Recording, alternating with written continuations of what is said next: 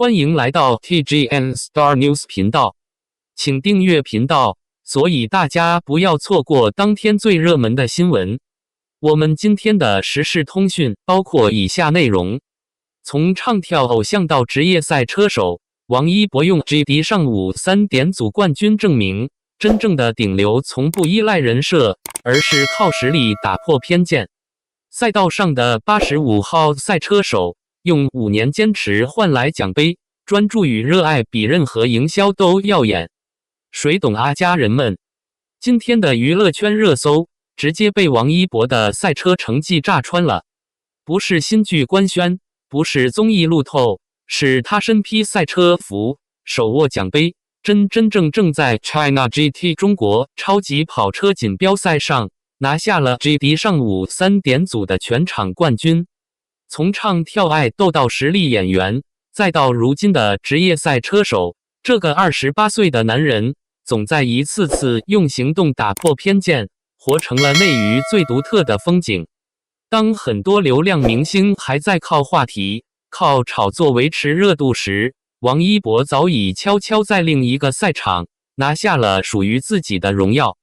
2026年4月17日，China GT 超跑锦标赛激战正酣，王一博驾驶85号赛车，在赛道上一路狂飙、过弯、超车、冲刺，每一个动作都精准又凌厉，最终以绝对优势摘得 GT。冲过终点线的那一刻，他摘下头盔，脸上是藏不住的笑意，汗水浸湿的发丝比任何精致造型都更耀眼。很多人只知道他是舞台上唱跳全能的偶像，是《陈情令》里清冷的蓝忘机，是《长空之王》里坚毅的试飞员，却忘了他从2019年就踏入职业赛车领域，多年来从未间断训练。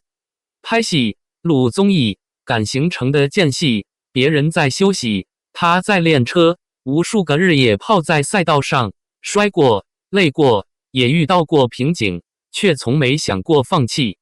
这次夺冠不是偶然，是他日复一日沉淀、实打实拼搏出来的结果，是用热爱与坚持换来的最硬核的证明。消息一出，全网瞬间沸腾，热搜词条爆了又爆，评论区全是满满的惊叹与敬佩。我真的哭死！别人当明星是玩跨界，王一博是把跨界完成了专业，这才是真全能偶像。85号车手永远值得。从摩托车到赛车，每一次都拿冠军，王一博的努力从来都不是说说而已。以前总觉得他是流量，现在彻底被打脸。这实力，内娱没几个能打的，太给年轻人长脸了。赛道上的他好耀眼，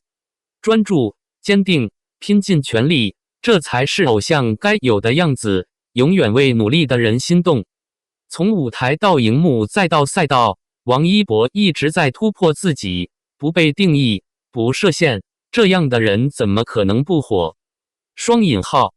王一博的夺冠从来都不只是一场比赛的胜利，更藏着顶流艺人长红的底层逻辑，也给浮躁的娱乐圈上了深刻一课。首先，他用实力击碎了流量明星无实力的刻板印象。在流量至上的年代，很多艺人依赖人设，热衷炒作，专业能力却经不起推敲。但王一博始终清醒，他不沉溺于流量光环，而是在每一个领域都死磕到底，跳舞练到极致，成为街舞界公认的实力舞者。演戏沉下心琢磨，拿下主流奖项认可，赛车更是拼尽全力，跻身职业选手行列。他证明了流量只是附加品，真正能力足的永远是过硬的实力。其次，他的不设限是当代年轻人最珍贵的特质。从出道至今，王一博从未被偶像标签困住，唱歌、跳舞、演戏、赛车、滑板、主持，每一样都做到极致。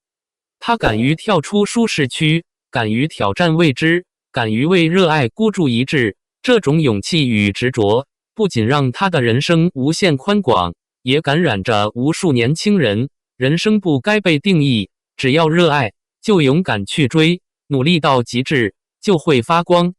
再者，他的低调与专注是娱乐圈的一股清流。他话不多，不爱炒作，从不卖努力人设，所有成绩都用结果说话，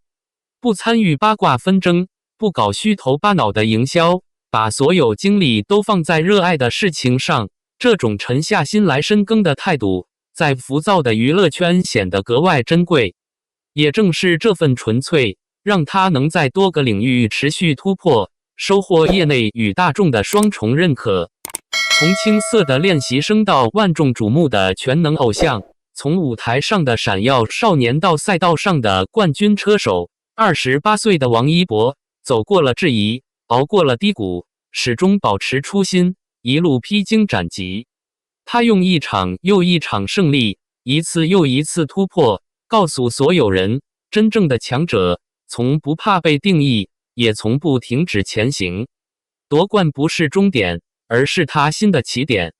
未来的路还很长，相信这个永远热血、永远拼尽全力的少年，会在更多领域创造惊喜，活成更耀眼的模样。看完王一博的夺冠时刻，你是不是也被他的热血与实力圈粉？快来评论区聊聊你对他的看法，为这个努力又优秀的男孩打 call。记得点赞、关注、评论，后续更多娱乐圈正能量故事、明星深度解析，第一时间推送给你，不错过每一个精彩瞬间。2. 把残酷赛道变高定秀场，王一博疯狂换皮肤被嘲，真相打脸全网。引擎轰鸣声还没完全盖过看台上的尖叫，镜头一切，维修区走出来的那个身影又换了一身行头，头盔、赛车服，甚至连手里拿的帽子，全套顺色搭配，连护目镜的反光似乎都经过了精心计算。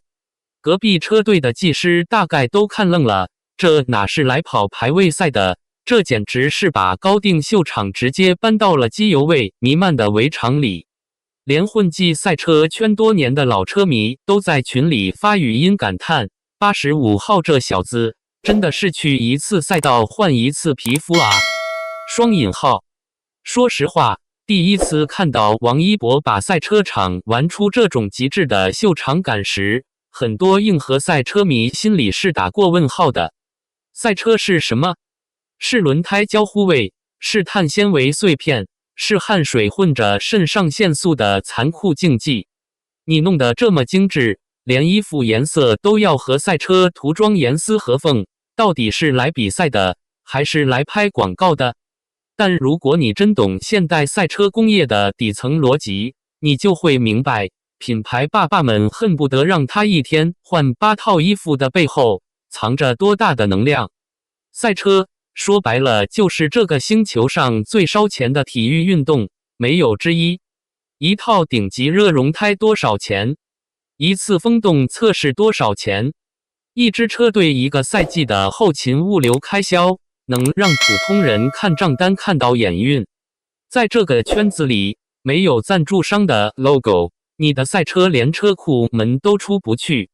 很多天赋异禀的年轻车手，最后不是输给了秒表，而是输给了拉不到赞助。这时候你再看王一博的换装游戏，味道就完全变了。为什么赞助商愿意把他当小金猪一样宠着？因为他凭借一己之力，硬生生拔高了国内摩托车赛事的商业天花板。以前国内赛事的赞助商大多是机油、轮胎、汽车配件这些硬核直男品牌，受众固定，圈子极窄。现在呢，他穿一套顺色的赛车服，转头就能在社交媒体上拉动千万级的曝光。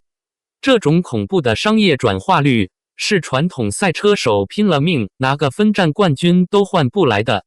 很多键盘车神喜欢嘲讽流量明星玩票，但他们忽略了一个致命的赛场细节。不管你在围场里穿得多光鲜亮丽，一旦坐进那个狭小幽闭的座舱，扣上安全带，赛车是不认流量的。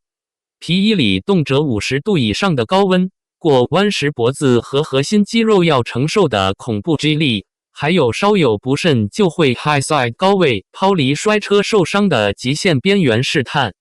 王一博能一次次把车推向极限，还能全虚全尾的把车带回来，甚至在正赛里做出有竞争力的圈速，这本身就已经跨过了玩票的门槛。竞技体育的残酷就在于，秒表绝对不会因为你穿得好看就走得慢一点。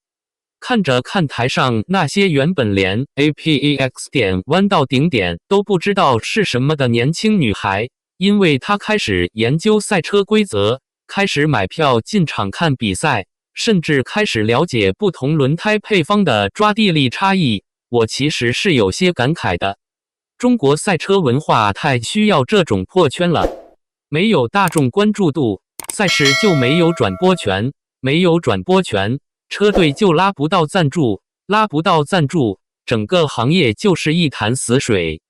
王一博带来的这种秀场感，实际上是在给这项冷门运动疯狂输血。他让那些高高在上的品牌看到，原来赛车也可以很潮，很带货。当他在赛道上风驰电掣，衣服和赛车融为一体划过弯道时，那不仅是一场视觉盛宴，更是资本与竞技最完美的共舞。下一次他再出现在维修区，不知道又会解锁什么新皮肤，品牌方估计早就把下个赛季的配色方案都做好了。